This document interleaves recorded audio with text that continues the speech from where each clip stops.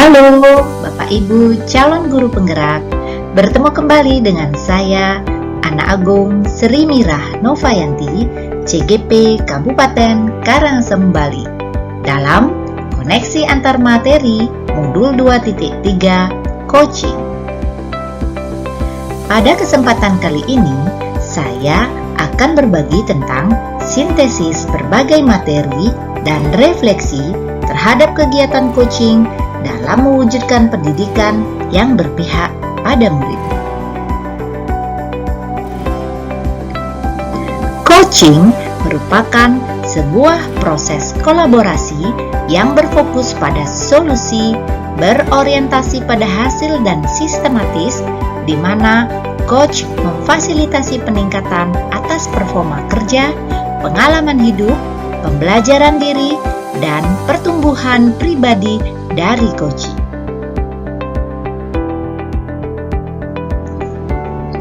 Sedangkan menurut International Coach Federation, coaching sebagai bentuk kemitraan bersama klien atau coachee untuk memaksimalkan potensi pribadi dan profesional yang dimilikinya melalui proses yang menstimulasi dan mengeksplorasi pemikiran dan proses kreatif.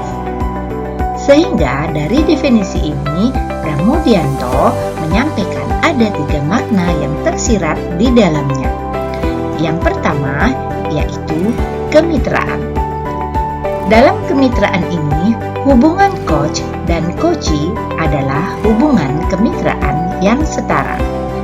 Untuk membantu coachee mencapai tujuannya, maka seorang coach mendukung secara maksimal tanpa memperlihatkan otoritas yang lebih tinggi dari coachee.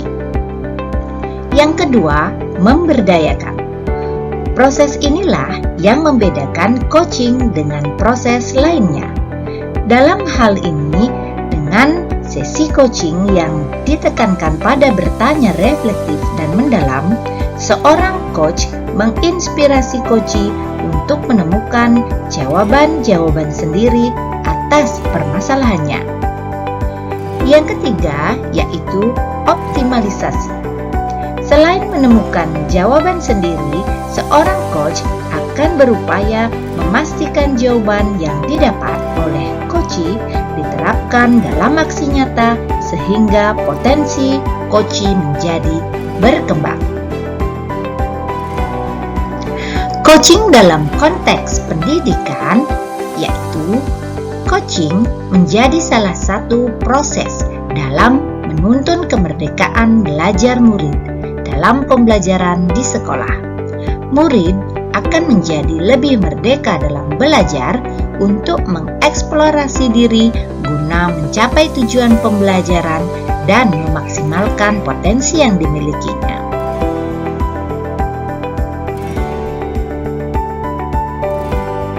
Peran coach atau pendidik di sekolah yaitu guru sebagai pendidik perlu memiliki keterampilan coaching sehingga dapat mengarahkan murid untuk menemukan jati diri dan mengembangkan potensi dirinya agar mencapai keselamatan dan kebahagiaan sebagai manusia maupun anggota masyarakat. Dalam proses coaching, murid diberi kebebasan, namun pendidik sebagai pamong dalam memberi tuntunan dan arahan agar murid tidak kehilangan arah dan membahayakan dirinya. Keterampilan dasar coaching yang harus dimiliki yaitu yang pertama adalah keterampilan membangun dasar proses coaching. Yang kedua yaitu keterampilan membangun hubungan baik. Yang ketiga adalah keterampilan berkomunikasi, dan yang keempat adalah keterampilan memfasilitasi pembelajaran.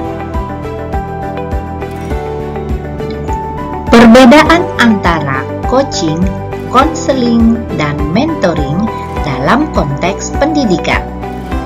Dalam hal ini dapat dilihat dari 3 aspek, yaitu dari aspek tujuan tujuan, hubungan, dan keahliannya. Jika dilihat dari aspek tujuan, coaching mengarahkan coachee untuk menyelesaikan masalahnya sendiri dan memaksimalkan potensinya. Mentoring membagikan pengalamannya untuk membantu mentee mengembangkan dirinya. Sedangkan konseling membantu konseling memecahkan masalahnya. Jika dilihat berdasarkan aspek hubungan, maka coaching merupakan kemitraan yang setara dan coachee sendiri yang mengambil keputusan.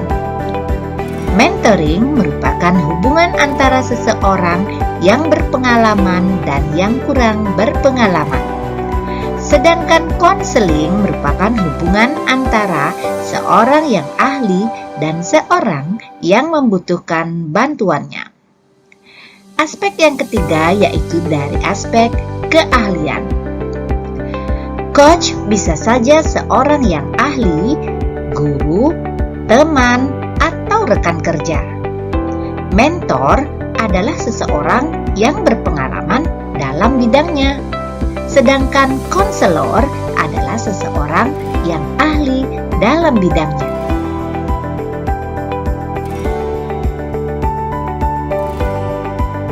Model Tirta merupakan salah satu model coaching yang dikembangkan dengan semangat merdeka belajar. Model Tirta menuntut guru untuk memiliki keterampilan coaching. Hal ini penting mengingat tujuan coaching yaitu untuk melejitkan potensi murid agar menjadi lebih merdeka. Melalui model Tirta ini, seorang guru diharapkan dapat melakukan praktek coaching di komunitas sekolah dengan mudah. Apa kepanjangan dari model Tirta ini? Yaitu T merupakan tujuan.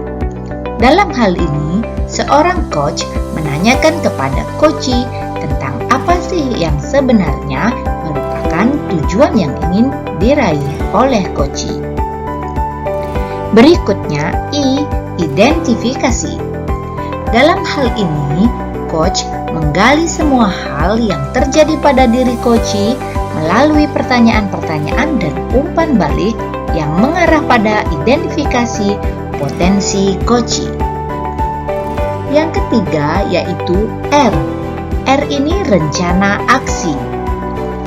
Dalam hal ini, coach membantu coachee dalam memilah dan memilih hasil pemikiran selama sesi yang nantinya akan dijadikan menjadi sebuah rancangan aksi. Dan yang terakhir yaitu T, tanggung jawab. Coach memberikan pertanyaan-pertanyaan dan umpan balik mengenai komitmen coachee dalam menjalankan rencana aksinya. Adapun 4 aspek berkomunikasi yang mendukung praktek coaching yaitu terdiri dari 1. Komunikasi asertif. Ketika berkomunikasi dengan orang lain, tidak selalu apa yang kita harapkan akan berjalan dengan lancar.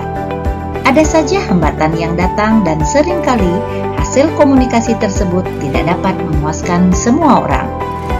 Hal ini dapat terjadi karena sikap berkomunikasi yang berbeda satu sama lain dan tidak semua orang dapat secara mudah mengungkapkan apa yang ada di benaknya dengan tepat. Yang kedua yaitu pendengar aktif. Salah satu keterampilan utama dalam coaching adalah keterampilan mendengar. Seorang coach yang baik akan mendengar lebih banyak dan kurang berbicara.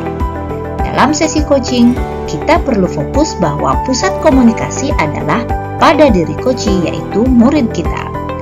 Dalam hal ini, seorang coach harus dapat mengesampingkan agenda pribadi atau apa yang ada di pikirannya, termasuk penilaian terhadap coachee. Yang ketiga yaitu bertanya efektif. Coba kita pikirkan bersama, mengapa keterampilan bertanya perlu untuk dipelajari? Bertanya pada coaching merupakan kemampuan bertanya dengan tujuan tertentu.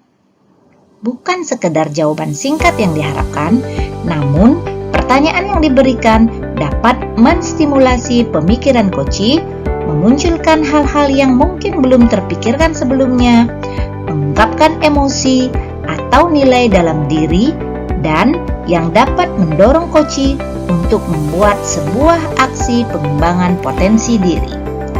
Dan yang terakhir yaitu umpan balik yang positif. Umpan balik dalam coaching bertujuan untuk membangun potensi yang ada pada coach dan menginspirasi mereka untuk berkarya.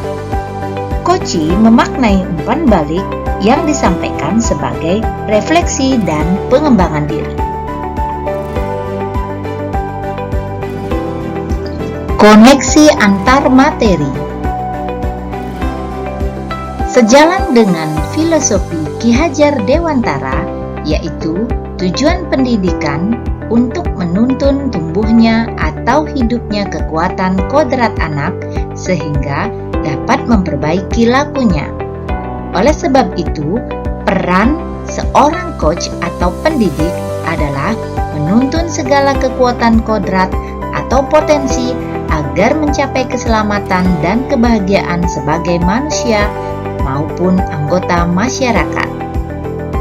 Berdasarkan filosofi Ki Hajar Dewantara tersebut, maka hal ini dapat diimplementasikan dalam kegiatan pembelajaran yang berpihak pada murid, yang terdiri dari pembelajaran berdiferensiasi, pembelajaran sosial emosional, dan coaching.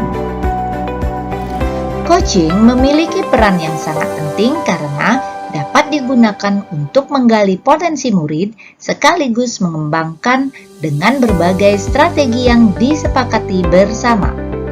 Jika proses coaching berhasil dengan baik, maka masalah-masalah eksternal yang mengganggu proses pembelajaran dan dapat menurunkan potensi murid akan dapat diatasi, sehingga nantinya akan tercipta well-being ekosistem pendidikan yang nyaman, sehat, dan bahagia.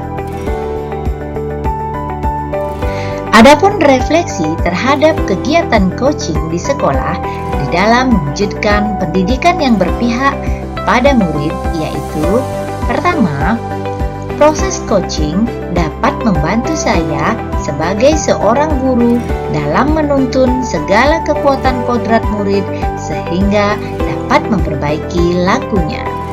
Yang kedua, melalui coaching, saya sebagai guru dapat mengarahkan murid untuk tetap berada di arah yang benar dan menggali potensi diri dari murid.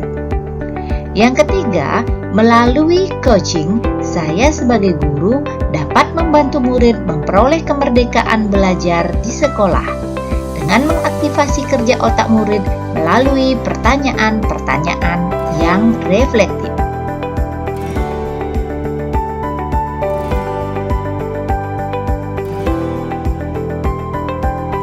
Demikianlah koneksi antar materi modul 2.3 coaching. Semoga bermanfaat. Salam dan bahagia. Salam guru penggerak.